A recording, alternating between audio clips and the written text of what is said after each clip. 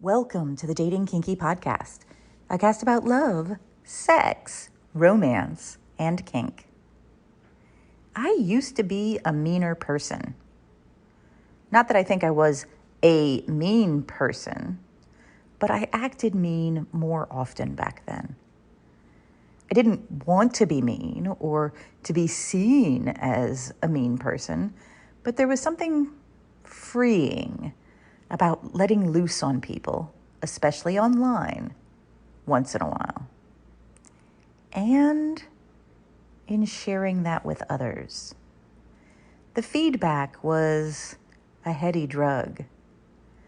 Over the years, though, I've mellowed, even though I still get positive feedback for eviscerating people online, and I still do it once in a while, especially to people who deserve it. I don't personally find much satisfaction in it anymore.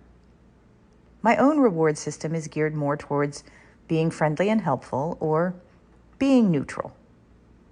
I just don't have it in me to be as mean as I used to be, to put that kind of energy into, well, that kind of energy. Maybe because I've learned how to human better over the years, and I understand what makes most people mean or hateful is fear, and not really a desire to be harmful. And that those mean people online are being rewarded in subtle and not so subtle ways for their behavior. And honestly, I feel sorry for them. Most of the time. The internet rewards us for being mean. We are mean, judgmental, accusatory, and shitty to other humans, even when we don't mean to be. Part of it is, I think, a sort of cultural stress and frustration and mounting tension over the world in general, and it's been growing for a while. Part of it is social media. A new study shows how online social networks are encouraging us through likes, shares, and engagements to express more moral outrage over time. I'll put the link in the show notes. Basically, when we post something extreme or controversial, we get more engagement, which in turn encourages us to post more like that. Also, social media's nature is that short and pithy, punchy and memorable get more attention as we scroll through literally hundreds of posts on our feeds. Today, I ran across this on my Facebook feed, and it's a perfect example. Most men who are running away from a great woman are running away from parts of themselves they are not willing to fix to deserve her. Word porn. This is such a devastating comment that to many will seem pretty innocuous. It'll even ring true. But it's a perfect example of how we are casually shitty to people without even realizing the extent of what we are loving, commenting, and internalizing. I'm going to break this down. Most men who are running away. Men. First, this is pointing the finger at one specific gender who are doing the cowardly thing, as we've been socialized to believe, of running away from a great woman. And now we have women cast as the superior. She is great. He is running away from her. She has frightened him, is too much for him. He cannot handle her and is weak because she is great. Are running away from parts of themselves they are not willing to fix. This is reinforcement of the men being weak and lowly, even willfully ignorant and banal, unwilling to do the work, broken, possibly even evil, since this implies that he knows he is all of these things and chooses to run instead of stand and fight for himself or for her. To deserve her. Another point to the woman in this quote. She needs to be deserved. He needs to do the deserving, which he cannot do because he is flawed, broken. So he runs. Holy fudge buckets. This is awful.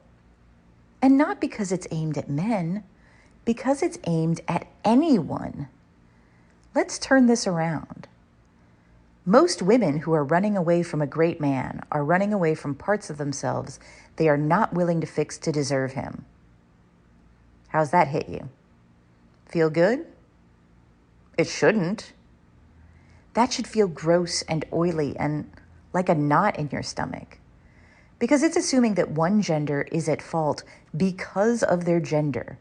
She is great. He is broken. Or vice versa in my version. And not only that, it assumes why they are at fault. She deserves blah, blah, blah, and he won't fix himself. What about the women who run away from great men? Or the men who run away from great men? Or the non-binary folk who run away from great trans people? Or whatever. And what if they're running away because while that person may seem great on the surface and has bought more than their fair share of rounds at the bar, or has been a paragon of seeming virtue on social media, they are actually horrible in relationships and toxic as fuck. Or maybe they are not running at all. Maybe they set a boundary and their partner is painting that to all who will hear that they are pushing them away or afraid of commitment. And I know you know all of these things because you are the type of person who has gotten this far in this podcast and you're still here. You know these things, and me pointing them out is stating the obvious. Except that socialization works in sneaky ways. How many of you, and be honest with yourself, would have accepted that quote when you saw it and not given it a second thought? How many would have lived it, loved it, liked it, and even commented, truth? You don't have to tell me. I would have at some point not too long ago, and I would have also known that it was not always right. In fact, that it was not even usually right. But I would not have thought about it unless it was pointed out. And it would have been one more example of broken men running away from great women. Guess where I cast myself mentally as I read it? Yep. And depending on your gender, I can guess where you'd cast yourself too, for most of you. What if? Over the past decade, I've grown a lot as a human, partly because I very much wanted to grow as a human, partly because I started writing online and people just like you made me grow with your brilliant thoughts and responses, and most of all, questions.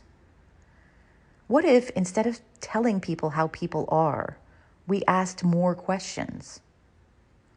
I've started doing that recently, and I feel like I've grown so much more as a result. I learn from a variety of experiences.